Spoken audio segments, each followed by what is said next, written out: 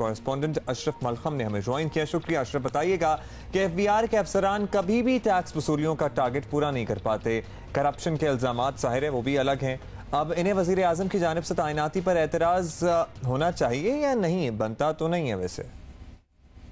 शब्बर रज़ा साहब चेयरमैन तो तैनात हो गए हैं, सेक्रेटरी रेवेन्यू नहीं है, लिहाजा वो टैक्स वसूलियों की ज़िम्मेदारी तो शायद उन पर आएगी, लेकिन जो दूसरे ज़िम्मेदारी है, जो फाइनेंशियल पावर्स हैं, पोस्टिंग ट्रांसफर्स की पावर हैं, डिसिप्लिनरी एक्शन की पावर है, उनके पास नहीं होगी।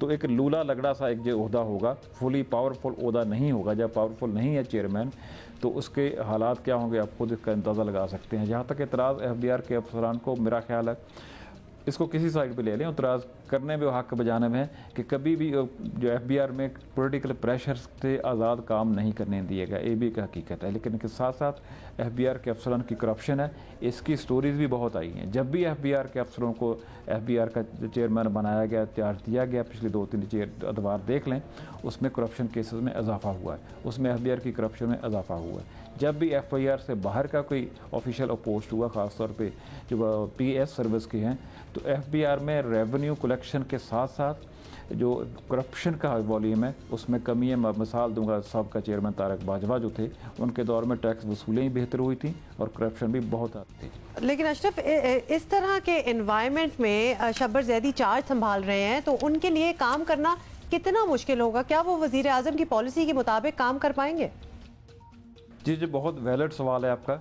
जब भी चेयरमैन चार्ज लेते हैं तो एक, अगर वो FBR का अपना बंदा है तो उनकी एक हम आंगी होती है, उसके मुताबिक मिल के चलते हैं। लेकिन इंटरनल ग्रुपिंग इनकी फिर भी रहती है, जो FBR के ऑफिसर के दरमियान होती है, इनकम टैक्स और कस्टम ऑफिसर के दरमियान होती है, एक चपकलिश हमेशा रहती है।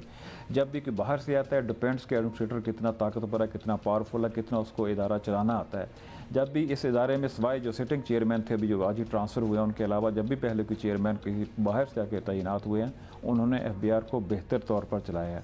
जिस तरह अभी मौजूदा चेयरमैन जो रिटायर हुए हैं, ट्रांसफ़र हुए हैं, उनके दौर में जो हुआ कि FBR में बिल्कुल डिसिप्लिन नाम की चीज़ नहीं थी, शायद उनका ध्यान ही FBR की तरफ नहीं था, बल्कि मुसद्दका इतला के मुताबिक जब वो करप्शन, अब जब मुसद्दका इतला के मुताबिक जब FBR में टैक्स वसूलने का बहरान था, वो दफ्तर में बैठ के फ्रेंच म्यूज़िक सुन रहे होते थे कानों पे हेडफोन्स लगा के, तो उनका कंट्रोल नहीं था। इससे पहले सर्विस के लोगों का कंट्रोल रहा है, प्राइवेट सेक्टर का बहुत कम हुआ कि FBR पे एक सख्त कंट्रोल हो, और जो गवर्नमेंट की पॉलिसीज़ हैं, प्राइम मिनिस्टर की पॉलिसीज़ हो, इनको अमल दरामद करने में इन पर कामयाब रहा हो। यकीनन शब्बर साहब को भी बहुत मुश्किलात होंगी, ख़ास तौर पे जब FBR के पूरे का पूरा एन ब्लॉक कस्टम और इनकम टैक्स के ऑफिसर मेंबरान उनको रजिस्ट करें।